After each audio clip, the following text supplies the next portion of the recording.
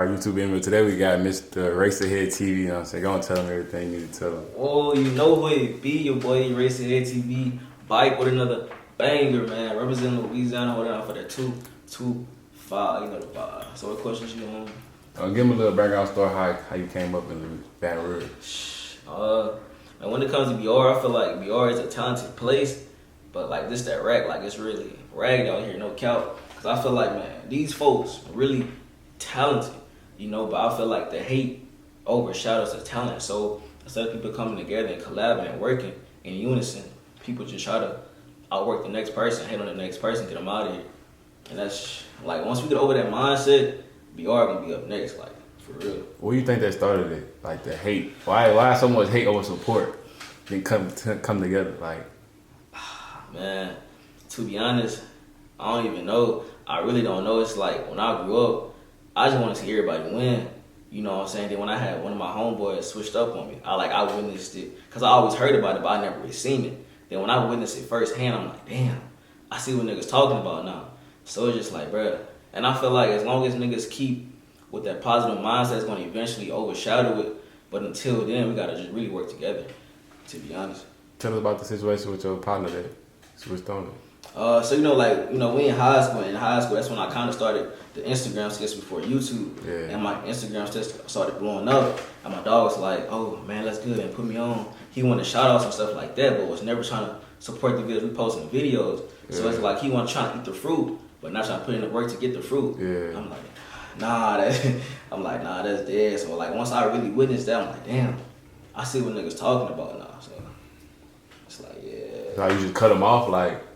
Nah, I just really, so I'm the type of person I like try to keep my niggas, like I'm a type of nigga that's day one. Like if you down with me, we gonna ride to the end, but I still keep my distance though. You know what I'm saying? So he's still my homie, but not on the same level at first. They want to show me the true colors. So what do you think he had to this day? We actually talked like last month. Yeah. We talked last month. He sent me a long message on Instagram talking about some I gotta get off my chest. I had a lot of animosity towards you. I'm like, damn, nigga. So he sent me a long. I'm like, bro, like, shoot me a number. So we talked on the phone. He was like, okay, I had the wrong perspective on shit like that. I'm like, bro, just if you feel some type of way, just let me know from the jump. Don't just hold that shit in. So we talked. So I guess we cool now. I don't know if you got animosity again built up, but shit, we cool now in my head. So Do you think it's gonna take one of the big persons in the industry to come down here to make everybody come together? Because I seem like down here, everybody killing each other, they beefing each other. Every big rapper beefing each other, study coming together. Like, yeah. What you think? Like, boosted somebody come down here and be like, hey, look, man, I'll come together and let's work. I feel like that'll be a start, and that would definitely push the momentum. But as a whole, once Boosted leaves, it's gonna be the same shit. You know, so until we really just come together as a whole, because a big person come down here, it'll be good for like a month, maybe 3 months. But after that third month, once he gone, niggas gonna have that same mindset. It's just gonna switch back to what it was at first. So I feel like Boosted would be like somebody bigger platform, like Boosted, Gage, Young Boys, like that. If they come down here, it's gonna help. But eventually, we gotta come together as a whole. Without that. So where does the hate start on somebody? Like, what makes another person hate on another person down here? Like, I feel like, and one thing I noticed, because when I first started, when I ain't had no buzz, niggas was reposting. They was showing me love. But once a nigga feel like you more important, that's when they start hating. And that's facts. That's fact. The niggas can support you when they feel like, oh, you gonna be low key, you're not gonna really be big. But once niggas start getting a little buzz, once they feel like you're more important, they ain't gonna fuck with you. I ain't gonna show you no love. Tell them why you don't hate on the next person. Tell them why you don't hate on the next man. The reason why I don't hate, because that's not gonna help my goals. That's gonna actually hurt my goals. Like my goals, retire my mom, reach 6 figs, help my niggas in the hood. And me looking at somebody else's plate, that's gonna make my food cold. If I just focus on what I got going on, I ain't worried about the next person. I'm just worried about what I got. I'm worried about my plate. I'm gonna eat mine first. If you ain't eating yours, then I'm gonna eat yours for you. You know what I'm saying? But I'm focused on my plate. Focus. Like, that's the first thing first. So how did the skit thing come about? Like, how did you start on that? I was type of like, I was labeled the class clown and the person who talk a lot. And then I had to really just, I'm like, okay, cool. How can I turn this into a positive note? So I'm like, okay, if I'm making niggas laugh, if I can entertain people on a bigger platform, then that's what I want to do. And people just started blowing up, and it really went from there. What was one of your first skits? I had did like a little video with my brother. I did how porn stars do. When they're about to come, they like come like 30 hours or shit like that. They did to my brother, and that bit went crazy, you know. So it really went from there, to be honest. So like how did that? So it blew up after that, and you kept doing it. So what was your main skit, like one of your main purpose, like? So we was doing skits with my brother, and then Funny Mike came to Bel Air, and that's when we made Mighty Production, and then we started doing like Hit That Bit for the Ground, you know, shit like that. We started going with the crazy with the skits. What's another one? We did that bounce the ass video, like the video shit like that. So we started doing songs and skits like that, and it started going crazy. Like it was lit. So how I feel from being around Funny Mike at his low point, and then seeing him as big as he is now? How was y'all collaborating together when he was low? Like how that was? Man, I'm gonna be honest, like, cause niggas on the outside looking in, they don't really know what he had to really go through.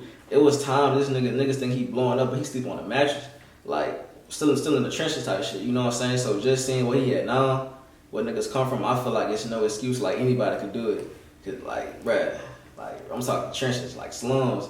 You know what I'm saying? So it's really no excuse. If you got a drive, if you got a dream, go get that shit. Like, don't let nothing stop you. I don't care what it is, just go get it.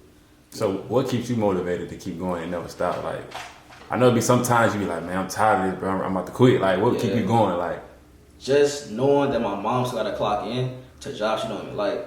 It's just like really just picturing I can't take my mom fly out to Barbados when I want. It's just like really seeing that. I took my mom shopping like 2 weeks ago. I spent about 3 bands on her, but I really want to buy the whole mall for her and I couldn't. Yeah. Just small stuff like that. It make me mad. Like I be wanting to rage out. So I just go harder and feel my grind. To be honest. Like coming up, you had both of your parents? No, I just had my mom. Like how did it feel not having a dad? Like did you feel like you missing something? Did you feel like he was supposed to teach you most of the things? Like how did it feel? I'm gonna be honest. Like I actually thank God for not having a father. Why you say that? Cause it's like. With that void is where my grind is at. I replaced that dark hole in my heart with that grind. And from there, since then, I never had nobody emulate in my life. So now I want to be like that public figure, like that person people look up to. So that just really turned me up. Like if I would have had a father, I probably wouldn't be where I'm at right now. So everything happened for a reason, to be honest. So like hitting your first 1,000 subscribers on YouTube, like how long did that take and how hard it was? I'm gonna be honest, I blew up on YouTube really quick. You know, like I started YouTube in April. I got monetized in October, like October 4th. So that's like a few months. So it's just, like I always studied YouTube for the longest, and it was something I always wanted to do. I was waiting for the right time. And I was like a freshman or sophomore at Southern University. So I'm like, okay, I'm on campus every day. We got Pretty Wednesday, we got these events. Why not film it? You know what I'm saying? So when it comes to YouTube, it's dope. It's dope. Tell us something that you were like studying, that you was like pinpointing out that you had you needed to do YouTube. I would say I needed a consistency. I had that grind, but I was like lacking knowledge. So I reached out to like some people like, Funny Mike, Turkey Wayne, Trill Gotti, people like that in Louisiana who actually do YouTube and known around here. I asked them for advice. They put me on game, and from there, it was just about actually applying knowledge that they gave me. To be honest. What was your first video that like it took off, like it put you in the door on YouTube? I did a slap or grab part 2 at Bayou Classes in New Orleans.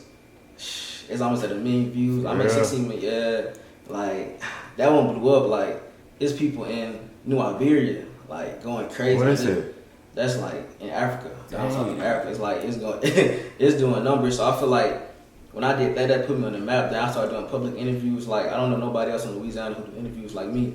I ain't knocking nobody, but when it comes to public interviews, I say I'm like #1 in the state. Yeah. You know what I'm saying? When it comes to that, so I'm known for like the public interviews, whether it's on campus, whether it's in New Orleans, out of state.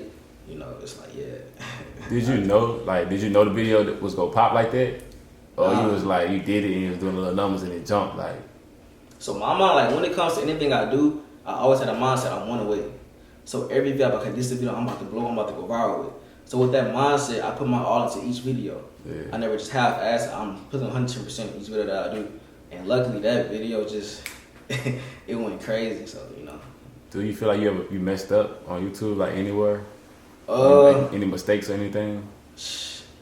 I wish I would have started sooner. I wish I would have started like in high school. But I feel like every time is an appointed time, so I can't even say that. So, but other than that, I feel like now, I I got the knowledge, I got the equipment, I got the platform, I got the consistency. Now it's just a matter of time when it's gonna like really, really just take off. Yeah. To be honest. So name your top 5 YouTubers in Louisiana. Like either made it out, still in here, or like name your top 5. You ain't gotta put them in order. Just name your top 5. Top 5. Louisiana. Yeah. Okay. That's tough. I would say definitely shout out to my dogs, man. Nick and King. They definitely doing their thing. You know, like I said, Funny Mike. Yeah. That's my homie. I would say definitely Runic. For sure. My dog Runic. I would say 4. My dog Chira Gotti. Like Chira, he be on his stuff. I would say 5 Turkey Wing, like for real.